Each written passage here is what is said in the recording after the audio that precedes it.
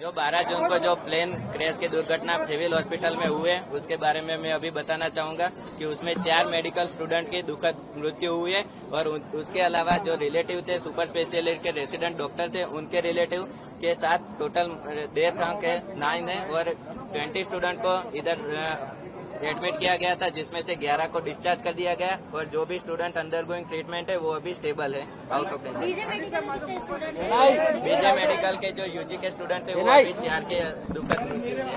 अच्छा, अभी कितने एडमिटेड है? अभी 20 एडमिट थे उसमें से 11 को डिस्चार्ज दे दिया गया है।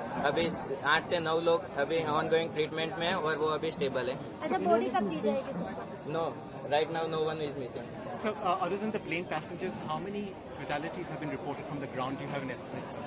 Up to now 21 other than the passenger and medical students, 21 dead body recovered from the site of the plane crash. So 20, who are the other people, do you know? Do you have an idea? Right now we are working on it and DNA sampling testing are working on it and it is going on at Kasoti Bhavan, BJ Medical College. After 48 hours the DNA sampling report will come and we will try to find out. DNA sampling Hindi में ही बता दीजिए, DNA sampling की प्रक्रिया कैसे होती है और body परिजनों को देने के लिए अमूमन समय कितना लगेगा? डीएनए सैंपलिंग की प्रक्रिया अभी बीजे मेडिकल कॉलेज में कसौटी भवन में चल रही है जो 48 आवर के बाद रिपोर्ट आएगी। जो 242 जितने पैसेंजर थे उनके सभी परिवारजनों के आने के बाद डीएनए सैंपलिंग के सबके रिपोर्ट आने के बाद पता चलेगा कि कैसे आगे कार्यवाही होगी। यहाँ पे अभी थोड़ी देर पहले 48 आवर कुछ परिजन आए थे, गुस्सा थे, उनके लिए क्या कहेंगे? तो अभी डीएनए सैंपलिंग में 48 आवर लगेंगे और ये अभी इतना जल्दी में हो रहा है तो उसकी वजह से थोड़ी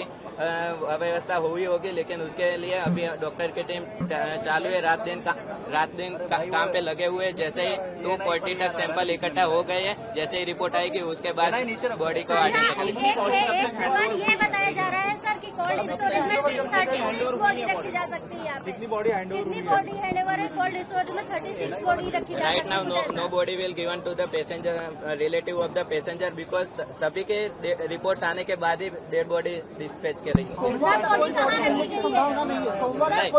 पूरे रिपोर्ट आने के बाद ही पीएम रूम से और पुलिस परमिशन के साथ ही बॉडी को डिस्पैच किया जाएगा। डीएनए सैंपलिंग में क्या दिक्कत आ रही है? 48 आवर्स दिक्कत क्या आ रही है सर, जिस वजह से टाइम लग रहा है सर? रिलेटिव आ रहे हैं, रिलेटिव आने के बाद सभी के सैंपल आने के बाद कर सकते हैं कि एक रिलेटिव आ गया उसके सैंपल के बेसिस पे बॉडी नहीं होंगे, इसलिए जो डीएनए सैंपल लेके गए उनको कितना समय लगता है? जल्दी नहीं हो सकता है कि डीएनए 48 आवर्स तो 72 आवर्स लगते हैं।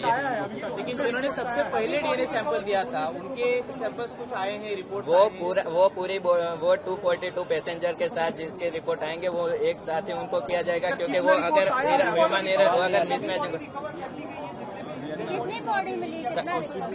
Right now 270 body recovered from the site of plane crash. कितना रिपोर्ट आया है अभी तक? अभी चल रहा है 48 to 72 आवर लगेंगे। अच्छा, सब बॉडी यहीं पे है? सब बॉडी यहाँ पे कि अलग अलग जगह? सब बॉडी यहाँ पे। और बॉडी मिलेंगी? अभी देख रहे हैं, अभी कुछ होगी क्योंकि मलबे के नीचे दबी हुए होगी, तो जैसे ही निकलेंगे तो वो रिकवर हो सकती है, लेकिन राइट नाउ जितनी भी मैक्सिमम हो सकते हैं तो सबको। सर, कैंपस एरिया में जो अन्य कुछ लोगों की डेथ हुई थी जो आइडेंटिफाइड हो सकते हैं, क्या उन लोगों की डेड बॉडी कल दी गई है? नहीं, अभी वो चल रहा है, उनकी प्रोसेस अभी चल रही है क्योंकि रिलेटिव आएंगे उसके बाद। मैचिंग के लिए कितने सैंपल्स चाहिए डीएनए के? एक रिलेटिव से नहीं हो सकता, आप बोल रहे थे, कितने सैंपल्स चाहिए सर? सभी पैसेंजर के रिलेटिव के सैंपल आने के बाद ही, क्योंकि वो अगर मिसमैच हुआ तो किसी का कहीं पे इसके लिए। तो कितने मिनिमम समय है क्या? पूरी जो जितने पैसेंजर थे सबके रिलेटिव के सैंपल आएंगे उसके बाद।